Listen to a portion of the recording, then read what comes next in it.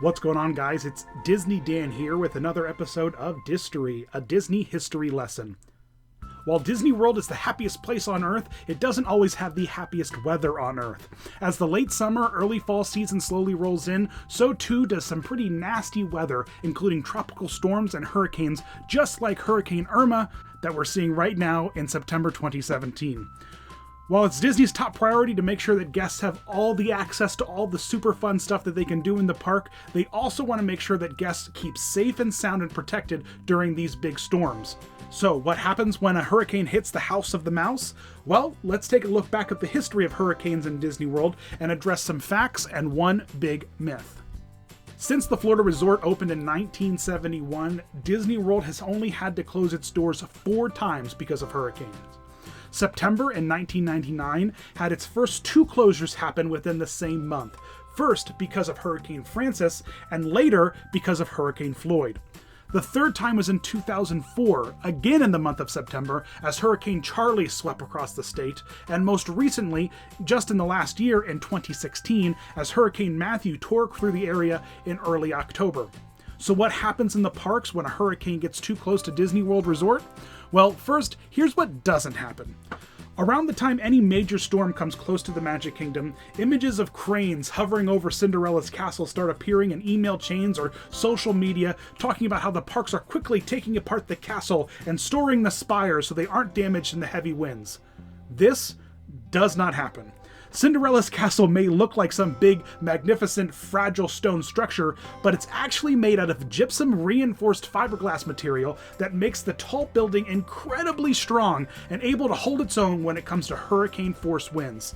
The 20-plus tall gold spires are welded in place and can withstand over 110-mile-per-hour winds. While it's not a real castle, it is most definitely built like a fortress. Usually the images of the cranes you see hanging around the castle are old photos of the park prepping for the holidays as they hang Christmas lights and decorations from the various parts of the castle.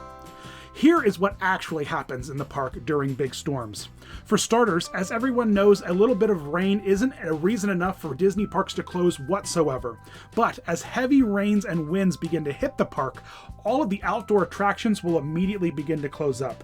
This includes outdoor rides like Dumbo or partially outdoor rides like Splash Mountain, plus parades, stage shows, etc. Basically anything that can be affected by rain heavily soaking the attraction, guests, or elements of the ride, it will be totally shut off. They will even strap down large vending carts that you see around the park to the ground to prevent them from blowing over or blowing away.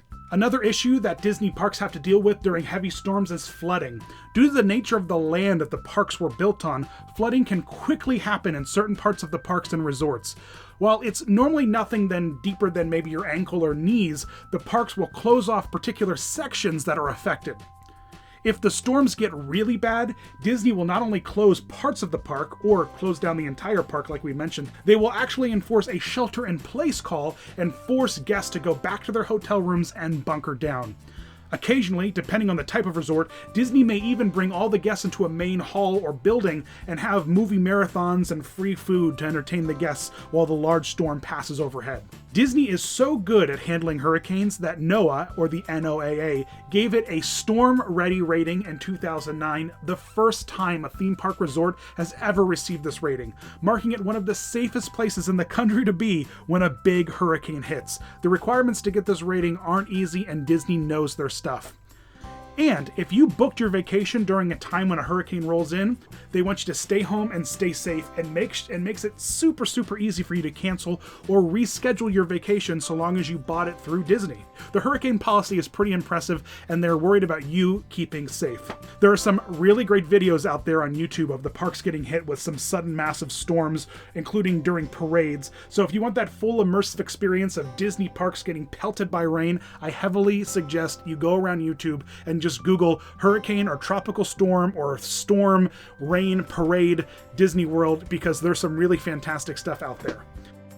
As always, thanks so much for watching. Please subscribe to the videos in my channel if you have not already. I love hearing from you. Leave me some comments. Visit us on social media. Let me know if you've ever been to a park when a huge rainstorm happened and what happened in the park when you were visiting. Thanks for watching, guys. You rock.